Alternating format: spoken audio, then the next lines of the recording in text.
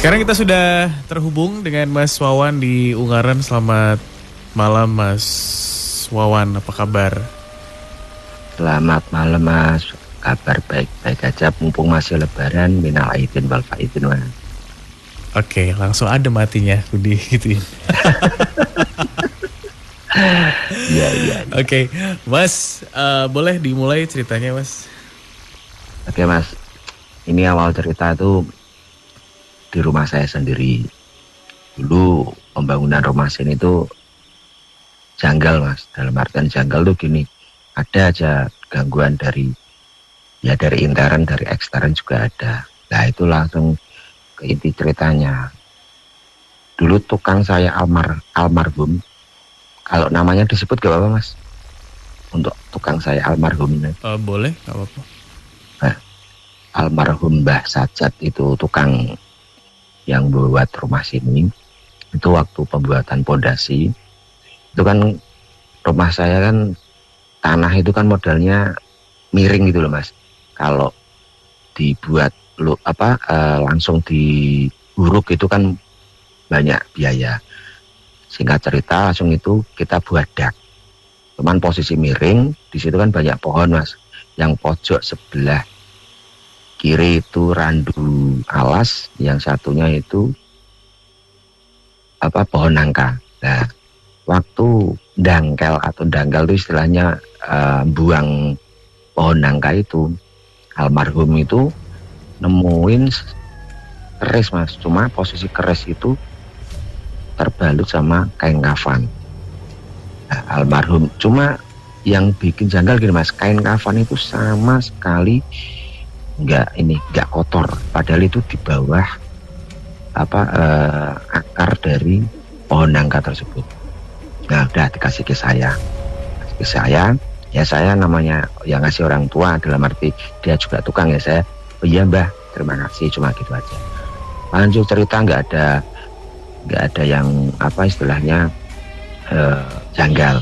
Cuman untuk orang tua saya, ibu sama bapak, itu sebelum rumah saya itu saya tempati, sering mereka bersih-bersih di rumah saya itu kalau ibu taunya itu di bawah itu ada anak kecil, dilihatin nggak ada, itu ibu. Kalau bapak lihatnya itu ular besar keluar masuk di rumah saya yang bawah itu. Terus adik saya ipar yang rumahnya di Semarang juga, itu bilangnya gini sama saya, Mas, di rumah sini tuh ada yang di belakang itu sosok mbah-mbah, sama yang di kamarnya anak saya itu Mas, itu ada anak-anak kecil. Cuman mereka nggak ganggu Mas, cuma tolong kalau waktu maghrib pintu tuh ditutup, nggak usah dibuka Mas. Terus Anis itu anak saya itu jangan main-main keluar Mas kalau maghrib. Setelah itu masuk akal Mas, saya mikirnya cuma gitu.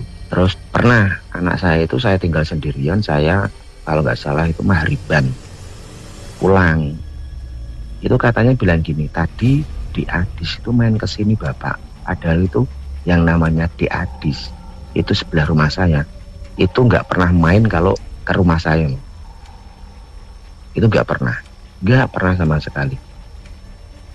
Nah yang saya tanyakan, yang saya bingungkan sampai saya cerita ini, apa benar termasuk mas saya itu memang ada yang disebutkan dari orang tua saya sama adik ipar saya itu.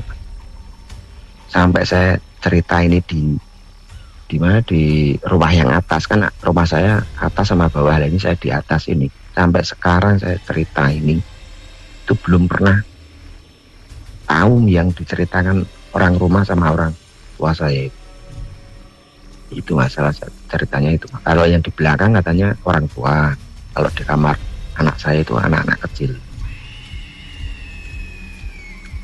itu Mas. Oke Mas Febri, silakan Mas. Ya, selamat malam Mas Wawan. Selamat malam Mas Febri. Ya, ini kalau yang saya rasakan ya Mas ya, itu memang keberadaan sosok astral yang ada di rumah Mas Wawan itu memang benar adanya gitu ya. Karena sebelum dibangun menjadi rumah, tempat itu sudah menjadi sarang bagi mereka, kalau yang saya rasakan seperti itu. Terutama yang di pohon randunya itu. Iya. Itu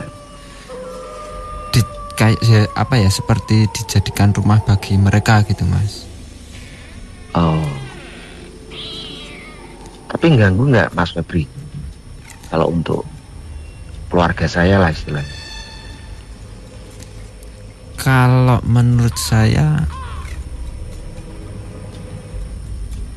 insya Allah aman ya Mas ya. Tetapi adalah waktu-waktu tertentu itu kayak ada penampakan, entah penampakan sosok-sosok yang anak kecil itu tadi, terus entah suara-suara itu pasti ada gitu. Tapi nggak sering dan nggak setiap hari seperti itu, nggak gitu. Sama ini Mas Febri, yang keris yang ditemukan sama almarhum tukang saya itu apa memang benar adanya Mas? Soalnya waktu itu memang posisi saya kan pulang kerja langsung dikasihkan itu Mas, selongsongan kayak keris gitu loh Mas. Cuma selongsongannya aja, yang kerisnya itu katanya almarhum waktu dia ambil itu terbang gitu loh Mas, lepas dari selongsongan itu. Ya. Kalau masalah benda-benda seperti itu ya Mas ya, yang sempat ditemuin sama tukangnya Mas Wawan itu memang itu asli benda yang ada di situ gitu Mas. Jadi nggak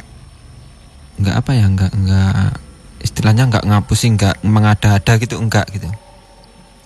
Memang barang tersebut ada di situ. Kalau kita ngomongin benda-benda di sekitaran rumah Mas Wawan gitu, itu sampai sekarang pun masih ada beberapa benda gitu Mas. Jadi memang seperti yang saya bilang tadi ya, di situ sebelum dijadikan rumah itu sudah dijadikan sarang makhluk astral gitu. Itu cuma memang yang di depan rumah saya itu cuma ada Mas, itu kayak kebun. Dulunya kalau orang situ bilangnya kebun ini Mas, kebun pisang di pojokan ini saya buka juga pintunya, itu yang pojok sebelah kanan itu dulu buat kuntilanak. Nah yang saya tanyakan Mas, keberadaan mereka sampai sekarang itu kan masih kebun tuh Mas. Sampai sekarang yang punya itu juga mau bangun juga ini Mas, kayak nggak berani. Nah, itu apa memang ada Mas? Itu di depan rumah saya persis ini. Ya. Jadi makhluk-makhluk astral yang ada di situ ya Mas ya, sosok-sosok tersebut pun sampai sekarang, sampai detik ini mereka masih tetap ada di situ gitu Mas. Bahkan sosok-sosok yang ada di rumah Mas Wawan pun juga masih ada di situ gitu Mas. Cuma kalau yang dilihat gini, Mas, gimana? Cuma kalau sekarang interaksinya sudah beda sama yang dulu gitu. Kalau sekarang lebih Mas, kayak menjauh gitu. Jadi nggak sesering seperti dulu gitu interaksinya Mas. Kalau saya tuh yang untuk adik ipar saya sendiri itu kan memang nyun jauh, itu dia juga punya kelebihan ini Mas, indra ya, indra keenam lah. Dia memang bilangnya tuh yang Mas, yang di belakang, yang dekat kandang itu, yang kali itu memang sosoknya orang tua, mbah-mbah. Untuk di kamarnya Anis itu anak-anak itu bilang. Ya memang kalau yang saya lihat ya Mas ya, memang yang dominan di area situ memang anak kecil ini gitu Mas. Sampai sekarang cuma udah nggak interaksinya nggak kayak dulu lagi gitu Mas. Ya interaksinya sekarang sudah bisa dibilang sudah berhenti gitu Mas. karena sudah itu mas, sudah kayak ular sekali. itu mas yang kalau bapak saya itu lihatnya ular mas, apa jelmaan atau gimana ya? Ular ya. Ya besar gitu. Kalau yang saya lihat ya mas ya, kalau sosok ular itu memang ada, memang ada sosok ular ya. Tetapi bukan bertempat di rumahnya Mas Wawan gitu ya. Oh gitu. Yang saya lihat itu kayak mungkin di situ ada sungai ya mas ya. Yang saya lihat betul mas, betul. Yang betul, saya lihat di sungai tersebut gitu mas. Rumahnya ya, bisa dikatakan rumahnya gitu. Dulu tuh kata orang sesepuh itu bilang kalau aliran sungai sini itu katanya pintunya masuk ke Nyun Sewu, istananya Nyi Loro Kidul, pantai selatan. Bilangnya gitu orang-orang dulu, termasuk Mbah Buyut saya itu bilangnya gitu. Kalau pintu untuk menuju ke sana saya nggak berani mengatakan seperti itu ya. Oh gitu. Tetapi kalau sosok ular yang sempat dilihat sama bapaknya Mas Wawan itu saya benarkan gitu, karena memang sosok itu ada, tetapi nggak bertempat tinggal di rumahnya Mas Wawan gitu. Oh gitu. Tetapi lebih ke ya di sungai itu tadi gitu mas. Gitu. Tapi memang ada gitu nggih mas? Ya memang ada gitu mas. Kalau yang saya rasakan di daerah situ masih wingit mas, sampai sekarang pun gitu. Iya mas, itu yang sekarang kan yang sebelah rumah saya itu dibangun rumahnya Budi, itu memang dulu waktu masih ada randu alasnya itu, padi saya itu sempat jatuh di situ mas, sampai sekarang itu udah kayak orang linglung, jatuh di situ sampai sekarang itu kayak orang linglung, ya umat-umatan gitu. Ya itu persis di pondasi yang randu alas itu, yang buat sekarang buat apa ya istilahnya dapur kan tingkat juga. Itu dulu jatuh di situ, sekarang kayak orang linglung. Sampai sekarang masih seperti itu mas? Masih kalau seperti linglung ya, gitu? Ya kalau ya enggak gini mas, kalau dia itu capek atau gimana tuh itu mas ngamuk gitu loh mas, teriak-teriak sendiri. Ya. Itu jatuh di situ.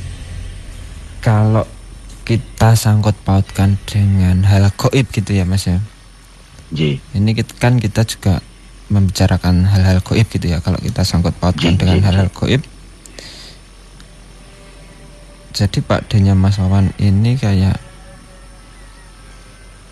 gini aja, mungkin yang ada di pohon tersebut kayak nggak terima kalau rumahnya dihancurkan atau mereka diusik gitu loh mas. Oh, leres. Dan sebagai balasannya pun ya siapa aja yang lengah itu pasti akan kena oleh mereka gitu mas. Dan kalau sosok-sosok astral kayak balas dendam itu nggak akan ada hentinya, kecuali kalau ada orang yang bisa menghilangkan atau memutuskan gitu mas. Apa memang saya itu yang kurang peka atau gimana mas? Dari keluarga saya itu memang saya sendiri yang istilahnya itu selama bertempat tinggal lebih 6 tahun 7 tahun di sini, itu yang dibicarakan dari keluarga itu saya belum pernah ngalamin gitu loh. Apa memang saya yang kurang peka atau gimana? Ya bisa dibilang seperti itu ya mas ya. Dan kalau yang saya lihat lebih ke ini mas, apa ya, mempunyai pendirian yang kuat gitu mas Wawan sendiri gitu. Jadi saya itu percaya memang percaya. Saya itu kok mana sih gitu kan, sempat selongsong itu istilahnya saya bersihin ruang, kembali lagi yang keras itu mas. Saya bersihin. Waktu belum saya tempati, saya sempat tengah malam datang ke rumah saya itu sebelum saya tempati, mas ya gini loh mas, Nyun Sewu, bukan sirik atau gimana, saya itu cuma gini, ini lo rumahmu tuh udah tak bersihin, kamu tuh balik aja ke sini, daripada istilahnya kesana ini balik aja ke sini, ini rumahmu udah tak bersihin. Terus kalau kamu datang, saya konyol Mas, memang saya konyol, saya itu cuma minta uang.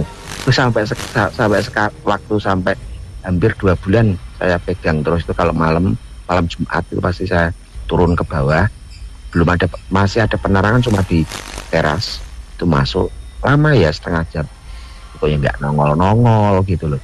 Apa memang saya itu yang kurang peka atau gimana, akhirnya ya barang itu selongsongan dari keris itu saya buang Mas. Ya bisa dibilang atau dikatakan seperti itu ya Mas. Memang tingkat kepekaannya Mas Wawan itu apa ya, bisa dikatakan belum menonjol gitu Mas. Kalau dalam hal-hal gaib loh ya ini ya yang kita bicarakan. Ya, makasih Mas Febri atas penjelasannya. Ya Mas, sama-sama.